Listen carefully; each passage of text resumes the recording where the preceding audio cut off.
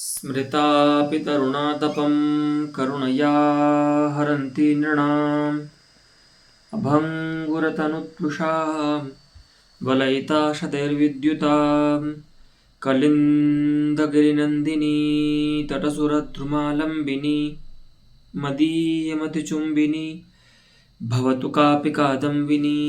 तत्र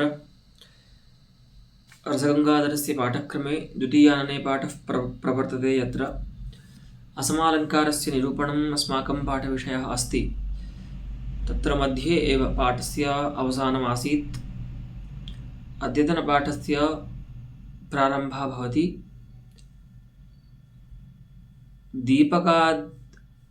अनन्वयशरीरस्य स्वसादृश्यमात्रस्य वाच्यत्वेन अस्याः पंक्तेः। अस्तु, इयं पंक्तिरस्ति अद्यतनपाठस्य प्रथमा पंक्तिः। तो बात यही चल रही थी कि जहाँ पर अनन्वयालंकार होता है वहाँ व्यंग्य रूप में यह जो अलंकार है असमालंकार वह रहता है। तो इसके रहने पर वह जो अनन्वयालंकार प्रधान काव्य है उसको क्या कहें, उसको गुणीभूत व्यंग्य कहें अथवा ध्वनि काव्य कहें। ठीक है, तो वही उसी बात को लेकर के आगे कहते हैं कि अनन्वय शरीरस्य स्वसादृश्य मात्रस्य वाच्यत्वेन वाच्यालंकार व्यपदेशोऽपि सुस्थ एव। भैया, व्यंग्य दशा में यद्यपि असमालंकार रहता है तो अन्वयालंकार से ही असमालंकार गतार्थ हो जाए, इसको अलग से कहने की, इसकी पृथक अलंकारता मानने की क्या आवश्यकता थी। अथवा असमालंकार को ही, असमालंकार की ही जो अवस्था है, प्राग अवस्था है, उसी को अनन्वय कह देते। तो कह रहे हैं कि देखिए, अनन्वय के शरीर में, अनन्वय का शरीर क्या है, तो बोले स्वसादृश्य है ना। स्वस्मिन् स्वसादृश्यम अनन्वय। तो वह बोल रहे हैं कि अनन्वय शरीर जो स्वसादृश्य मात्र है वह तो वाच्य ही रहता है ना, उस प्रकार के स्थलों में भी जहां असमालंकार को आप व्यंग्य कह रहे हैं। तो उस अनन्वय स्वसादृश्य मात्र शरीरस्य अनन्वयस्य तत्र वाच्यत्वेन वाच्यालंकार विपदेशो भी स्वस्थ एव। वाच्यालंकार व्यवहार जो होता है, माने अनन्वय को लेकर जो व्यवहार होता है वह व्यवहार भी स्पष्ट ही है, उसमें भी कोई समस्या नहीं है। उसके बाद कहते हैं दीपकाद्यलंकार काव्ये गुणीभूतस्य व्यंग्यस्य सत्वात् नाम गुणीभूत व्यंग्यत्वम् अस्तु नाम गुणीभूत व्यंग्यत्वम्। देखिए, दीपकाद्यलंकारों में क्या होता है कि यद्यपि वहां पर व्यंग्यार्थ जो है, सादृश्य जो है, उपमा वो रहती है व्यंग्य रूप में, लेकिन उसकी प्रधानता नहीं होती है वाच्यार्थ की अपेक्षा, माने दीपक आदि की अपेक्षा व्यज्यमान जो सादृश्य है उसकी प्रधानता नहीं होती है। इसीलिए वहाँ जो व्यंग्यार्थ होता है वह अप्रधान होता है। और आप जानते हैं वाच्य की अपेक्षा जहाँ पर व्यंग्य अप्रधान हो जाता है, गुणीभूत हो जाता है, ऐसे काव्य को हम द्वितीय कोटि का काव्य मानते हैं, अर्थात गुणीभूत व्यंग्य काव्य मानते हैं। तो आचार्य जगन्नाथ कह रहे हैं कि दीपकाद्य अलंकारों के स्थल में अगर आप उन काव्यों को गुणीभूत व्यंग्य कहते हैं तो हमें कोई समस्या नहीं है। अस्तु, दीपकाद्य अलंकार काव्ये गुणीभूतस्य व्यंग्यस्य सत्वात् अस्तु नाम गुणीभूत व्यंग्यत्वं तेषां काव्यानां ध्वनित्वं पुनः न क्वाप्यलंकृत काव्ये दिष्टमिति चेत। लेकिन कहीं पर भी अलंकार प्रधान काव्य में, माने अलंकार प्रधान काव्य कहीं पर भी ध्वनि काव्य नहीं हो सकता, ऐसा नहीं है। माने आप सामान्य रूप से ये नहीं कह सकते कि, माने नियम नहीं बना सकते कि जहां पर भी अर्थालंकार होगा वहां पर जो व्यंग्य होगा वो अप्रधान होगा, गुणीभूत होगा, ऐसा नहीं कह सकते। ठीक है, कुछ ऐसे भी अलंकार देखे जाते हैं कि जहां पर व्यंग्यार्थ जो होता है वह उनकी अपेक्षा प्रधान होता है, फिर भी वाच्य स्वरूप को लेकर के उन अलंकारों का व्यवहार किया जाता है। वहां पर प्रधानता और अप्रधानता की बात नहीं है। ठीक है, तो ध्वनित्वं पुनः न क्वाप्यलंकृत काव्ये दृष्टम इति चेत न, कहीं पर भी अलंकार प्रधान काव्य में या अलंकृत काव्य में हमने उस काव्य को ध्वनि काव्य नहीं देखा, ऐसा नहीं है। तो बताते हैं, पर्यायोक्त सादृश्य मूल अप्रस्तुत प्रशंसादि काव्य ध्वनित्वस्य स्फुटत्वात्। कुछ ऐसे काव्य हैं जो अलंकार प्रधान होकर भी ध्वनि काव्य होते हैं। तो जैसे बताया, पर्यायोक्त अलंकार है और सादृश्य मूल जो अप्रस्तुत प्रशंसा अलंकार है। इन अलंकारों में व्यंग्यार्थ रहता है, उसकी प्रधानता भी रहती है वाच्य की अपेक्षा, ठीक है, लेकिन फिर भी वहां पर उन वाच्य अलंकारों के नाम से व्यवहार होता है। तो अलंकार प्रधान काव्यों में ध्वनित्व भी होता है, ये आप जान लीजिए। सर्वथा ऐसा नहीं है कि नियमतः कि जहां पर भी कोई अलंकार प्रधान काव्य होगा वो गुणीभूत व्यंग्य ही होगा, ऐसा नहीं है। अस्तु प्रांचस्तु नेदम अलंकारांतरम इत्यप्याहुः। कुछ प्राचीन ऐसे आचार्य हैं जो इसको दूसरा अलंकार ही नहीं मानते, अन्य माने अनन्वय से भिन्न अलंकार ही नहीं मानते, अनन्वय से ही इसको गतार्थ मान लेते हैं। अस्तु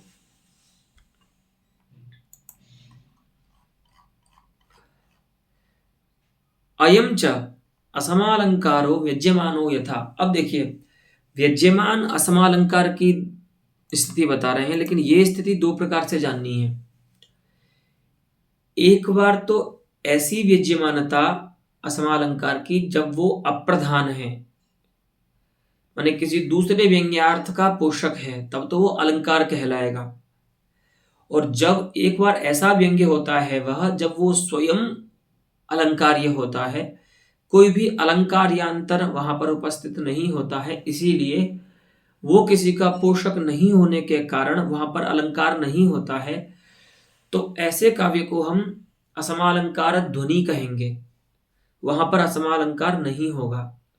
तो दोनों ही उदाहरणों में दो बातें हैं, उनको आप देखिए। पहला जो उदाहरण दे रहे हैं वो ऐसा उदाहरण है जहां पर असमालंकार, व्यज्यमान जो असमालंकार है वो किसी दूसरे अर्थ का पोषक है। अस्तु तत्वेन इदानीम उदाहरति आचार्यः असमालंकारं पश्यन्तु। मयि त्वदुपमा विधौ वसुमती शवाचं यमे न वर्णयति मामयं कविरिति क्रुधं मा कृथा। चराचरमिदं जगज्जनयतो विधेर्मानसे पदं न हि दधेतरां तव खलु द्वितीयो नरः।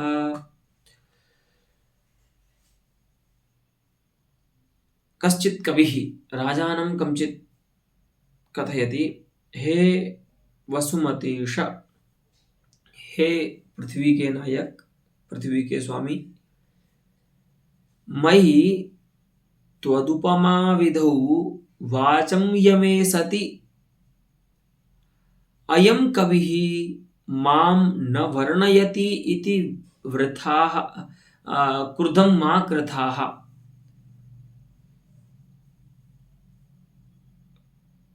तुम क्रोध मत करना, है ना, व्यर्थ। क्यों? क्योंकि त्वदुपमा विधौ, तुम्हारे उपमा के विधान में, अर्थात तुम्हारे सादृश्य प्रदर्शन के विधान में मैं कैसा हो जाऊंगा अगर वाचम यमे मयि सती, माने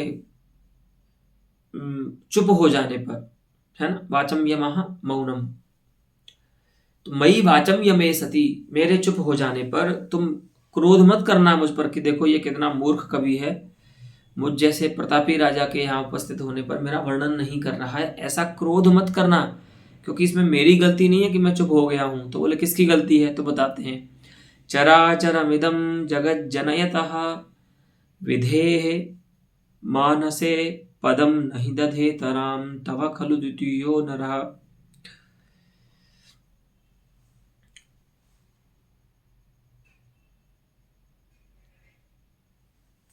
चराचरमिदं जगज्जनयतः, जगत इदं चराचरम जगत जनयतः विधेहि मानसे, इस चराचर जगत को करते हुए जो ब्रह्मा जी हैं उनके मन में भी, माने वो सोच भी नहीं सकते तुम्हारे जैसा दूसरा कोई कोई नर हो सकता है इसके बारे में, है ना? करना तो बहुत दूर की बात, वो सोच भी नहीं सकते ब्रह्मा जी। तो इदं चराचरं जगत् जनयतः विधेः मानसे द्वितीयो नरः खलु पदं नहि दधेतराम। इस संसार को बनाते हुए ब्रह्मा के मन में भी तुम्हारे सदृश कोई दूसरा नर स्थान नहीं प्राप्त करता, अर्थात नहीं आता है, ऐसा अभिप्राय है। ठीक है।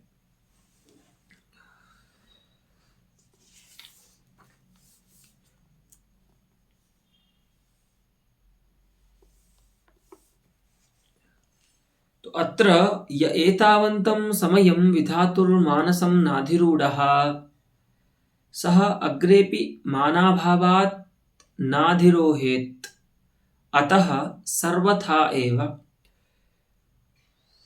नास्ति इति गम्यते। अब यहाँ पर व्यंग्य कैसे होगा? असमालंकार। तो असमालंकार का स्वरूप क्या है? उपमान का अभाव, सर्वथा निषेध, अथवा तद्वारा उपमा का ही निषेध होना चाहिए। तो वो कैसे व्यंग्य हो रहा है देखिए। विधाता के मन में अगर अभी तक कोई उपमान तुम्हारा नहीं उपस्थित हुआ है, साक्षात निषेध तो यहां पर नहीं कर रहे हैं, इसीलिए व्यंग्य हो रहा है। ठीक है। क्योंकि साक्षात निषेध तो तब होता, माने सर्वथा निषेध तो तब होता जब नास्ति ऐसा बोलते। लेकिन क्या बोल रहे हैं कि अभी ब्रह्मा के मन में कोई तुम्हारा द्वितीय जो सदृश है वो स्थान नहीं प्राप्त कर रहा है। तो भविष्य में तो हो सकता है, संभावना तो है, लेकिन ये विधाता का मानस है, इसीलिए इस प्रकार का व्यंग्य होगा कि सह अग्रेपि मानाभावात नाधिरोहेत। अभी तक जो ब्रह्मा के मन में अधिरूढ़ नहीं हुआ है तुम्हारे सदृश कोई द्वितीय नर, तो आगे भी नहीं होगा, है ना? क्यों? क्योंकि मानाभावात आगे होगा, इसमें कोई प्रमाण नहीं है। ठीक है। अतः सर्वथा एव नास्ति। तो व्यंग्य होगा कि तव सदृशः द्वितीयो नरः सर्वथा एव नास्ति इति व्यंग्यार्थः स्फुरति कश्चित्। अयं व्यंग्यार्थश्च असमालंकारात्मा अस्ति। और ये व्यंग्यार्थ जो है वो असमालंकार रूप है, इसीलिए अत्र अस्मिन् पद्ये असमालंकारः व्यज्यते सामाजिकैः। लेकिन वह अलंकार ही क्यों है, अलंकार ये क्यों नहीं है विद्यमान होता हुआ, है ना? हम तो प्रायः यही जानते हैं कि जो भी अलंकार व्यंग्य होता है वह कैसा होता है? ध्वनि रूप होता है, अलंकार ही होता है। अलंकार ध्वनि व्यवहार होता है वहां पर, लेकिन यहाँ पर अलंकार ही कह रहे हैं इसे। तो इसके लिए आगे बोलते हैं एवं च व्यज्यमानोपि असमोत्र। व्यंग्य होता हुआ भी जो असमालंकार है वो यहाँ पर प्रधानीभूत राजस्त्युत्कर्षकतया अलंकार एवं। हाँ, यद्यपि वह व्यंग्य है, लेकिन फिर भी इस पद्य में जो प्रधानीभूत है राजस्तुति, अर्थात अत्र कविगता राजविषयिणी रतिः व्यज्यते, अतः अत्र भावध्वनिः अस्ति। तो एनं भावध्वनिं प्रति असौ व्यज्यमानोऽपि असमालंकारः अंगतामेतीति कृत्वा व्यज्यमानोऽपि अलंकार एव न अलंकार्यः अन्यस्य प्रधानस्य अर्थस्य उत्कर्षकत्वात्। दूसरे प्रधान अर्थ का उत्कर्षक होने के नाते विद्यमान होकर भी यहाँ पर यह अलंकार ही है। ठीक है। और वो प्रधान अर्थ कौन सा है? तो प्रधानीभूत जो राजस्तुति है ना? इस प्रकार के पद्य से कोई राजा की स्तुति ही तो कर रहा है, तो वह जो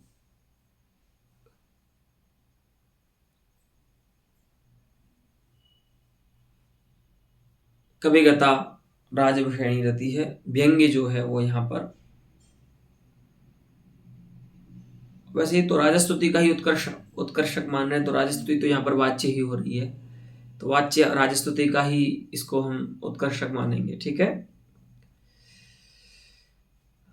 मुख्यतया ध्वन्यमानोयम यथा। अब मैंने जो द्वितीय बात आपको बताई थी कि दो प्रकार से व्यंग्य होता है, उसमें दूसरा प्रकार यह है कि जब ये प्रधान रूप से व्यंग्य हो, अप्रधानतया विद्यमानस्य समालङ्कारस्य अलङ्कारत्वं यद्यपि भवति, परन्तु प्रधानतया विद्यमानस्य अर्थस्य अलङ्कारत्वं क्षीयते अलङ्कारितया तस्य स्थितत्वात्, तस्य वर्तमानत्वात्।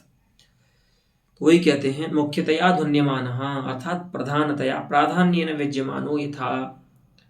देखिए, सदसद्विवेकरसिकैः आलोक्य समस्तलोकमतकविभिः गणिता गगनलतादेर्गणनायां तव तन्वी तव सदृशी। हे तन्वी,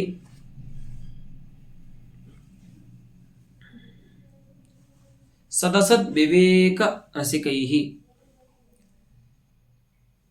सताम् असतां च विवेकः, है ना, अर्थात सदसतोः विवेचनपरा या बुद्धिरस्ति या मतिरस्ति सा एव विवेकः। तो सदसद विवेकः, सत्य पदार्थ और असत पदार्थों का जो विवेक है, उस विवेक में ये संति रसिकाः, है ना, सदसद विवेक रसिकाः ये संति, तैः सदसद विवेक रसिकैः, सत और असत पदार्थों का सम्यक विवेक में ही जिनको जो जो रसिक हैं, जिनको रस आता है, ऐसे किनके द्वारा, कवि भी ही, कवियों के द्वारा, है ना, समस्त लोकम आलोक्य, समस्तम जगत आलोक्य, पूरे जगत को देख करके उन कवियों ने पूरा जगत पहले देख लिया, उसके बाद तव सदृशी,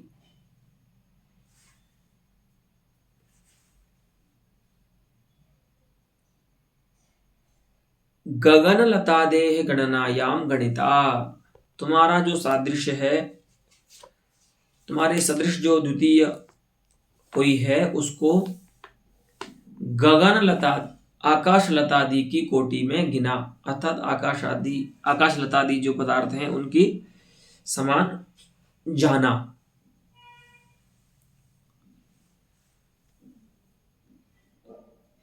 तो आकाशलता भी क्या है, असत पदार्थ ही है, लेकिन इस जगत में जितने सदसत पदार्थ हैं उनको तो जान लिया, इसीलिए उनमें कोई मिला नहीं तुम्हारे सदृश, इसीलिए आकाशलता जो असत पदार्थ है उसी की गणना में तुम्हारे सादृश्य को रखा। अस्तु, तो यहां भी व्यंग्य क्या होता है कि त्वत्सदृशी अपरा नास्ति काचित् एवं उपमानस्य सर्वथा निषेधः अत्र विद्यते, स च असमालंकारः, अतः अत्रापि असमालंकारः व्यंग्यो भवति। परंतु पूर्वपद्यापेक्षया इह प्राधान्येन असमालंकारस्य विद्यमानत्वमस्ति इति कृत्वा तत्र असमः अलंकारः अत्र तु अलंकार्यः इत्यवश्यम् अवधेयम्। यहाँ पर वो अलंकार्य है, इसीलिए उसको यहाँ पर अलंकार नहीं कहा है। अस्तु,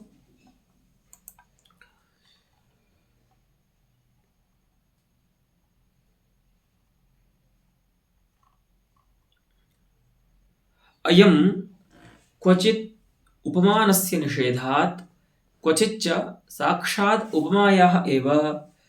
तो ये बात हमने आपको जब प्रारंभ कर रहे थे तब भी हमने बताई थी कि असमालंकार की स्थिति दो प्रकार से हो सकती है। कभी साक्षात उपमान का निषेध, आत्यंतिक निषेध हो, अथवा उपमा का निषेध तो कहा ही गया है लक्षण में, लेकिन उपमान का निषेध भी आत्यंतिक जो निषेध है उपमान का, वह भी असमालंकार को सिद्ध करता है। क्योंकि उपमा जो है वह माने सादृश्य जो है उसका जो निरूपक पदार्थ होता है वो उपमान ही होता है, माने उपमान के बिना सादृश्य नहीं हो सकता है। इसीलिए उपमानगतत्वेन सादृश्य का भी निषेध हो ही जाता है। इसीलिए उपमा सर्वथोपमा निषेधत्व जो है लक्षण, असमालंकार का, वह उपमान निषेध स्थल में भी आ जाएगा। ठीक है, क्योंकि वहां पर भी उपमा का निषेध तो रहता ही है, उपमान तत्वेन। ठीक है, तो वही कहते हैं क्वचित उपमानस्य निषेधात् क्वचित च साक्षात उपमायाः एव निषेधः। तो अभी तक आपको जो उदाहरण दिए हैं वे सभी उपमान निषेध के ही उदाहरण थे, चाहे वो वाच्य दशा में असमालंकार की बात हो अथवा व्यंग्य दशा में असमालंकार हो। अब बता रहे हैं जहां पर सादृश्य का निषेध से असमालंकार होता है। तो आद्यस्तु उपदर्शितः, पहला तो बता दिया, द्वितीयो यथा अर्थात यत्र उपमायाः साक्षात् निषेधः तदानीम् उदाह्रियते। पूर्णमसुरैः रसातलममरैः स्वर्गो वसुन्धरा च नरैः रघुवंशवीरतुलना तथापि खलु जगति निरवकाशैव। अत्र भगवतः रामचन्द्रस्य सादृश्यस्य निषेधः अस्यां त्रिलोक्यां विधीयते। अस्तु, इदमेव मुख्यम वस्तु। अत्र क्या बोलते हैं कि पूर्णम रसातलम असुरैः, असुरैः रसातलम पूर्णम, अमरैः स्वर्गः पूर्णः। अब उसको फिर लिंग व्युत्क्रम उसके विपरिणाम से आपको अन्वय करना होगा पूर्ण शब्द का। तो असुरैः रसातलम पूर्णम, स्वर्गः अमरैः पूर्णः। स्वर्ग कैसा है? देवताओं से पूर्ण है, भरा हुआ है। रसातल कैसा है? असुरों से भरा हुआ है। वसुंधरा च नरैः पूर्णा, और पृथ्वी मनुष्यों से पूर्ण है।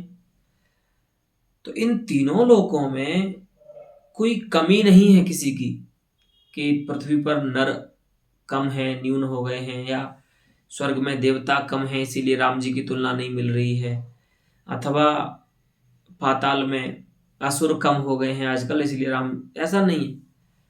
तीनों लोकों में रहने वाले जो मनुष्य हैं वे भरे हुए हैं, फिर भी रघुवंश वीर तुलना, रघुवंशस्य यः वीरः अस्ति श्रीरामः मर्यादा पुरुषोत्तमः, तस्य तुलना अर्थात उपमा सादृश्यम जगति खलु तथापि निरवकाशा एव। फिर भी भगवान रामचंद्र की जो तुलना है, उनकी जो उपमा है, वो जगत में निरवकाशा है, अर्थात अप्राप्त स्थाना है, उसको स्थान अभी तक नहीं मिला है। अर्थात भगवान रामचंद्र जी की उपमा कहीं पर भी नहीं देखी जाती है। पाताल, स्वर्ग और मृत्युलोक तीनों में ही कहीं पर भी राम जी की उपमा नहीं देखी जाती है, तो निरवकाशा हो गई। तो यहाँ पर भी देखिए आत्यंतिक निषेध ही है उपमा, लेकिन यहाँ पर निषेध उपमा का है, सादृश्य का निषेध है, सदृश का निषेध नहीं है ना। तो यही अंतर है पहले वाले उदाहरणों से, बाकी तो ये समान ही है। तो यहाँ पर भी आत्यंतिक निषेध होने के कारण सादृश्य का यह जो है वह असमालंकार का उदाहरण सिद्ध होता है।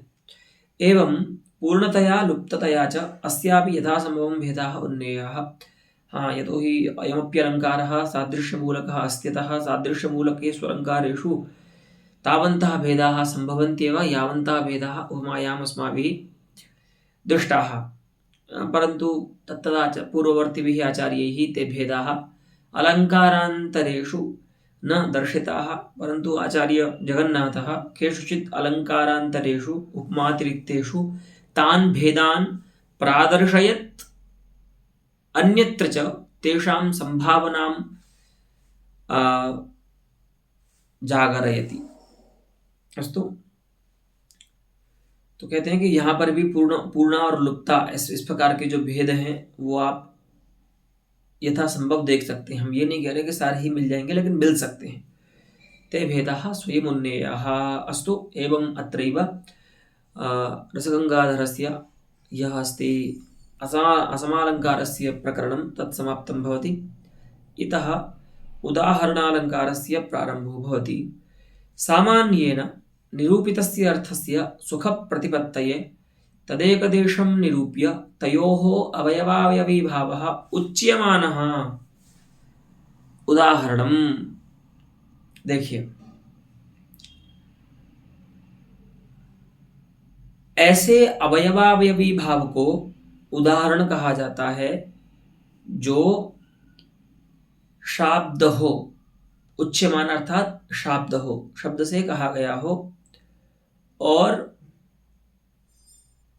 वह जो अवयवावयवी भाव है वो किसका होगा, तो सामान्य विशेष का होना चाहिए। वही बता रहे हैं, सामान्य निरूपितस्य अर्थस्य सुख प्रतिपत्तये।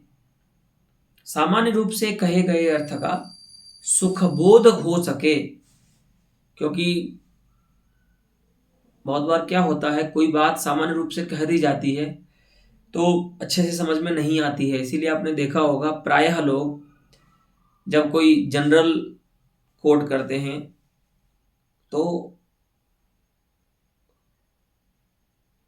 कोई ना कोई विशेष दृष्टांत, कोई स्थल विशेष, पर्टिकुलर किसी बात को वहां पर रख करके समझाते हैं, तो कोई इस तरह से जैसे यहां हुआ है ना, उससे क्या समझ में अच्छे से आता है परमात्मा को। तो वही कह रहे हैं कि सामान्येन निरूपितस्य अर्थस्य सुख प्रतिपत्तये तदेक देशम निरूप्य, अर्थात उस सामान्य के एक देश का निरूपण करके। तो सामान्य का जो एक देश होगा वो क्या हो जाएगा, विशेष हो जाएगा, है ना। तो विशेष ना कह करके और स्पष्टता के लिए आचार्य जगन्नाथ एक देश कह रहे हैं कि सामान्य रूप से निरूपित अर्थ का एक देश का निरूपण करके उन दोनों में, अर्थात सामान्य और विशेष में, है ना, सामान्य और उसके एक देश में जो अवयवावयवी भाव है, उस अवयवावयवी भाव को ही हम कहते हैं उदाहरणालंकार, है ना। तो उसमें एक और विशेषण ये जान लीजिए कि वह उच्यमान होना चाहिए। उच्यमान का अर्थ यहां पर है शाब्द होना चाहिए, शब्द से कहा गया होना चाहिए। अगर ऐसा नहीं होगा तो एक और दूसरा अलंकार इसी प्रकार का है, उसमें इसकी अतिव्याप्ति हो जाएगी, जो कि आप समझ भी चुके होंगे अभी तक। एक अलंकार है अर्थांतरन्यासालंकार। वहां पर भी प्रायः यही होता है कि सामान्य रूप से कहे गए अर्थ का विशेष रूप से और विशेष रूप से कहे गए अर्थ का सामान्य रूप से समर्थन किया जाता है। तो अवयवावयवी भाव जो है सामान्य विशेष का, वह अर्थांतरण न्यास में भी देखा जाता है। तो उस अलंकार से ही यह गतार्थ हो जाए। इसको पृथक अलंकार क्यों कहा है, उसके लक्षण में इसकी अतिव्याप्ति न हो पहले, तो उसके लिए बोलते हैं कि हमने यहाँ पर उच्यमान ऐसा विशेषण दिया है। वही कहते हैं अर्थांतरन्यास वारणाय उच्यमान इति। क्योंकि देखिए, अर्थांतरन्यास अलंकार में जो अवयवावयवी भाव होता है वह उक्त नहीं होता, ठीक है। यहां पर तो वह अवयवावयवी भाव यथा एव तुल्यादि शब्दों के द्वारा उक्त होता है, ठीक है। तो वचनम च, उच्यमान बोला ना, उच्यमानः, तो उच्यमान में क्या है, वचन आ रहा है। तो वचन कैसे किससे होगा, तो बता रहे हैं वचनम च, कस्य वचनम, अवयवावयवी भावस्य वचनम, किस किन के द्वारा होगा, तो बता रहे हैं इव यथा निदर्शन दृष्टांतादि शब्दैः काव्येषु स्फुटम। यह जो अवयवावयवी भाव का वचन है, शब्द से कहा जाना है, वो किन शब्दों से कहा जाएगा, तो इव शब्द से, यथा शब्द से, निदर्शन शब्द से, दृष्टांत आदि शब्दों से काव्यों में स्पष्ट रूप से देखा जा सकता है अवयवावयवी भाव का जो वचन है। तो अब इसमें एक समस्या आती है, एव यथा शब्दयोः सादृश्यवचनयोः अवयवावयवी भावे विशेष सामान्यात्मके नास्ति वृत्ति ही। समस्या ये है कि उनकी जो वृत्ति है, माने शक्ति, जो अभिधा है, वह इस प्रकार से सामान्य विशेष भाव में नहीं है। तो जहां पर शब्द की शक्ति नहीं होती है, उस अर्थ का बोध उस शब्द से नहीं होता है। आप जो कह रहे हैं कि अवयवावयवी भाव का निर्वचन इव यथादि शब्दों से हो जाएगा तो उनमें अन्य शब्दों से तो हो तो ठीक है, लेकिन विशेष रूप से इव और यथा शब्द जो हैं वो सादृश्य को कहते हैं। तो सादृश्य को कहने वाले वही कह रहे हैं सादृश्य वचनयोः। अस्तु सादृश्यम वचनम ययोस्तयोः। सादृश्य है अर्थ जिनका, ऐसे सादृश्य को कहने वाले ऐसे इव और यथा शब्द की अवयवावयवी भाव में, जो कि कैसा होता है, विशेष सामान्यात्मक होता है। तो विशेष सामान्यात्मके अवयवावयवी भावे नास्ति वृत्ति ही, तो उनकी वृत्ति शक्ति तो है नहीं, अविधान नहीं है जब, तो कैसे बोध कराएंगे वो, जो आपने कह दिया कि इव यथा निदर्शना दृष्टांत आदि शब्द ही काव्येषु अवयवावयवी भावस्य वचनम स्फुटम। तो उसमें पहले समस्या ये आएगी, इसका निदान कीजिए। तो कहते हैं इति न वाच्यम किमर्थम लक्षणाया साम्राज्यात। भैया शब्द से अर्थ की उपस्थिति कराने वाली एक ही शक्ति वृत्ति अविधा नहीं है, अन्य भी वृत्तियां हैं, जिसमें से लक्षणा पहली वृत्ति है अविधा के बाद जो आएगी मुख्यार्थवाद होने पर। तो उस लक्षणा का साम्राज्य तो है ही ना, जहां पर बाधित होता है अर्थ, तो वहां पर लक्षणा वृत्ति आकर के बोध कराती है ना, उस शक्य संबंधी अर्थ का। तो लक्षणायाः साम्राज्यात् माने यद्यपि इव यथा शब्दयोः शक्तिः सादृश्ये अस्ति, तथापि अनयोः शब्दयोः लक्षणया सामान्य विशेषात्मकः अवयवावयवी भावोपि उपस्थाप्यते। लक्षणावृत्ति के द्वारा इव यथा शब्दों के द्वारा सामान्य विशेष रूप जो अवयवावयवी भाव है वह भी बताया जा सकता है, उसमें कोई समस्या नहीं है। तो बोलते हैं कि इस प्रकार से तो हमने कोई नहीं देखा है इव यथा शब्दों का कोई विवेचन, कि जहां इव यथा शब्द सादृश्य से इतर अर्थ का बोध करा रहे हों। तो बोले बिल्कुल आपने माना ही है। कैसे? तो देखिए उत्प्रेक्षालंकार में इव शब्द रहता है। अच्छा, इव उत्प्रेक्षा में सादृश्य तो होता नहीं है, उत्प्रेक्षा में तो संभावना होती है। तो वहां पर आप वहां भी आप ये समझिए कि इव शब्द की शक्ति तो सादृश्य में है, तो वहां पर आप किस वृत्ति से, उत्प्रेक्षा के स्थल में किस वृत्ति से इव शब्द का अर्थ संभावना स्वीकार करते हैं, ये प्रश्न है। तो जैसे सर्वेप्यालंकारिकाः उत्प्रेक्षायाम संभावना रूपमर्थम इव पदेन लक्षणया स्वीकुर्वन्ति, तथैव उदाहरणालंकारेपि सामान्य विशेषात्मकः अवयवावयवी भावः अपि इव यथा शब्दाभ्यां लक्षणया भवितुमर्हति तत्र नास्ति क्लेशः। वही कहते हैं अन्यथा ही उत्प्रेक्षा बोधकतापि दुर्घटा स्यात्। अगर आप ऐसा कहेंगे कि सादृश्य मात्र अर्थ ही इनसे अविधा से बुद्ध होगा, वृत्त्यंतर से आप कोई दूसरा अर्थ इनसे नहीं ले सकते, तब तो चलो ठीक है, उदाहरण अलंकार में तो हमने इनको माना है, लेकिन उत्प्रेक्षा अलंकार में तो सभी अलंकारिक इव शब्द का प्रयोग मानते ही हैं, और वहां पर सादृश्य तो होता नहीं है, वहां पर तो संभावना होती है उत्प्रेक्षा। तो वो संभावना कैसे उपस्थित होगी? इसीलिए उत्प्रेक्षा बोधकतापि इव शब्दस्य दुर्घटा स्यात्, अतः लक्षणया यथा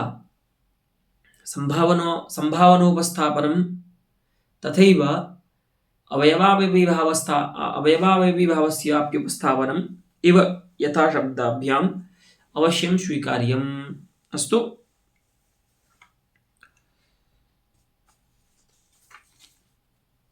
अब इसका उदाहरण देते हैं। देखिए,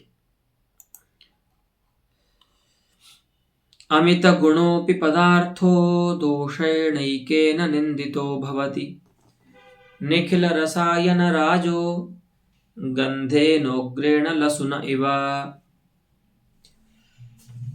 कश्चित् पदार्थः यः अमितगुणः अस्ति, अर्थात यस्मिन् अमिताः गुणाः विलसन्ति, अर्थात असंख्याकाः गुणाः विलसन्ति,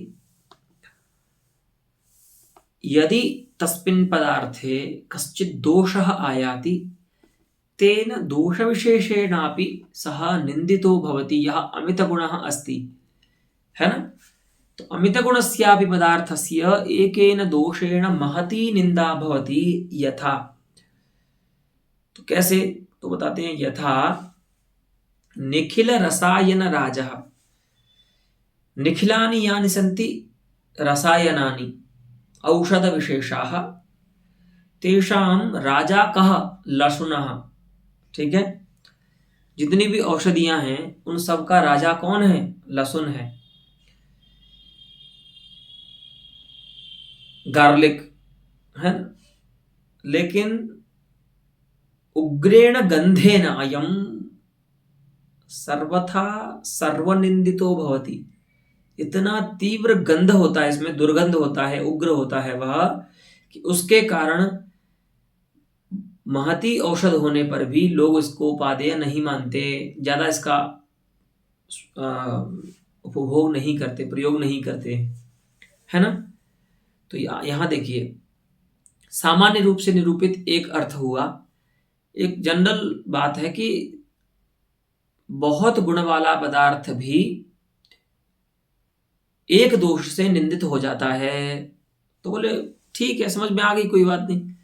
लेकिन अगर अच्छी तरह से समझाना है बालकों को या किसी प्रमाता को, तो अगर आप एक उदाहरण दे देंगे तो और अच्छे से समझ में आएगा, क्योंकि सामान्य जो बात होती है वह इतने अच्छे से आकृति नहीं बनती उसकी मस्तिष्क में।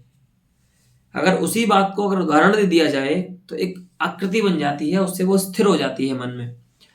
तो सामान्य बात तो कही कि भैया बहुत सारे गुण होने पर भी अगर एक दोष आ जाए तो पदार्थ निंदित हो जाता है उसी दोष से। तो बोले जैसे सभी औषधियों का राजा होता है लहसुन, लेकिन फिर भी उसका इतना दुर्गंध होता है उसमें कि उस दुर्गंध रूप एक गुण दुर्गुण से ही उसको कोई स्वीकार नहीं करता है, सब उसकी निंदा करते हैं, है ना।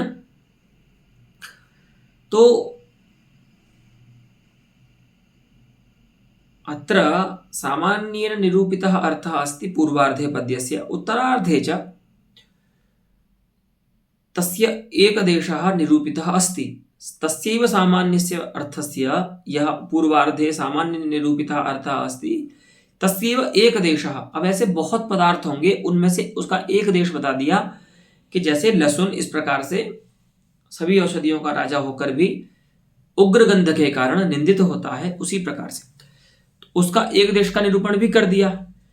और तो सामान्य रूप से कहे गए पदार्थ का एक देश का जो निरूपण है, ठीक है, उस एक देश का निरूपण करने के बाद उनका जो अवयवावयवी भाव है, अब अवयवावयवी भाव कैसे आएगा, तो वो आएगा एव शब्द के द्वारा। यहां पर देखिए लशुन एव, ठीक है। तो एव जो है वो यहां पर लक्षणावृत्ति से इन दोनों पूर्वार्ध और उत्तरार्ध में कहे गए अर्थों का अवयवावयवी भाव बता रहा है। पूर्वार्धे उक्तः अर्थः अस्ति अवयवी, तस्य अवयवः अस्ति उत्तरार्धे उक्तः अर्थः विशेषः अर्थः। तो एवं अत्र उदाहरणालंकारः सिद्ध्यति। फिर यहां कहते हैं कि न च अत्र पदार्थ लशुनयोः उपमा शक्या वक्तुम। बोले ठीक है, आपकी आदत हो गई है कि जब भी आप एव शब्द को देखते हैं तुरंत कह देते हैं कि अत्र उपमा अलंकारः अस्ति। तो इसी बात को लेकर के आचार्य जगन्नाथ उपमा का यहाँ पर खंडन कर रहे हैं कि सभी जगह वो शब्द का अर्थ सादृश्य नहीं होता है। देखिए जैसे यहाँ पर भी अगर हम सादृश्य माने तो क्या समस्या होगी। देखिए पदार्थ लशुनयोः उपमा शक्या न वक्तुम, उन दोनों की यहाँ पर उपमा नहीं कही जा सकती, क्योंकि देखिए पूर्वार्ध में जो पदार्थ है वो उपमेय उसको माना जाए अगर, और उत्तरार्ध में जो है उसको उपमान माना जाए तो उपमा हो सकती है। लेकिन उपमा इसलिए नहीं हो सकती, तयोः सामान्य विशेष भावेन सादृश्यस्य अनुल्लासात्। भैया सादृश्य जो होता है वो सामान्य विशेष रूप से सिद्ध दो अर्थों में नहीं होता है। सादृश्य जो होता है वो भेद में सिद्ध होता है और सामान्य विशेष रूप से कहे गए अर्थ भिन्न नहीं होते, है ना। अयम प्राणी मनुष्य इव, तो यहां पर सादृश्य नहीं हो सकता क्योंकि प्राणी जो है वह सामान्य है और उसमें विशेष है मनुष्य, ठीक है। हाँ, अगर कोई मनुष्येतर प्राणी है उसको देख करके कोई ऐसा बोल रहा है तो सादृश्य हो सकता है, वो अलग बात है। लेकिन सामान्य और विशेष रूप से जो अर्थ कहे गए हैं उन दो में सादृश्य नहीं हो सकता, क्योंकि विशेष जो होता है वह सामान्य से पृथक स्वरूप नहीं होता पदार्थ। अस्तु, नहीं विशेषः सामान्यात् अतिरिक्तो भवति, अयं नियमः अस्ति। इसीलिए भिन्न पदार्थ न होने के कारण सामान्य विशेष में सादृश्य का उल्लास नहीं होता है। अतएव उक्तम सादृश्यस्य अनुल्लासात् अत्र पदार्थलक्षणयोः उपमा शक्या न वक्तुम्। फिर कहते हैं तथात्वेतु इव शब्दादीनामिव सदृशादिशब्दानाम् अप्यलङ्कारेऽस्मिन् प्रयोगः स्यात्। अगर आप ऐसा मानेंगे तब तो इस अलंकार में जैसे इव शब्द का प्रयोग हो रहा है उसी प्रकार से सदृश आदि शब्दों का भी प्रयोग होने लगेगा।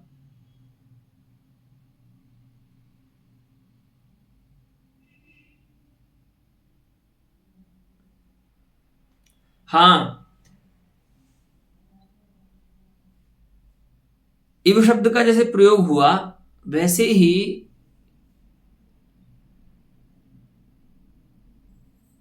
सदृश के वाचक किसी पद का प्रयोग यहां पर हो सकता था अगर यहां पर उपमा होती तो, लेकिन ऐसा होता नहीं। माने कहीं पर भी उदाहरण अलंकार में सदृश के वाची शब्द का प्रयोग नहीं होगा, तुल्य आदि शब्दों का प्रयोग नहीं होगा। तुल्य, सम, है ना, सदृश इत्यादि शब्दों का प्रयोग नहीं होता है। लेकिन अगर यहां पर उपमा होती तो उसके स्थल पर माने इव के स्थान पर कोई दूसरा सदृशवाची शब्द भी उक्त हो सकता था, उसका प्रयोग किया जा सकता था, लेकिन ऐसा नहीं होता है। अस्तु, अतः इव शब्द प्रयोगेण अत्र उपमा निश्चेतुं न योग्या। अस्तु, इत्थमत्र उदाहरणालंकार एव सिद्धो भवति। अस्तु, तत्र अलम् एतावता पाठेन पुनः अस्यैव अलङ्कारस्य उदाहरणान्तरम् आगामिनि पाठे ज्ञास्यामः। अस्तु।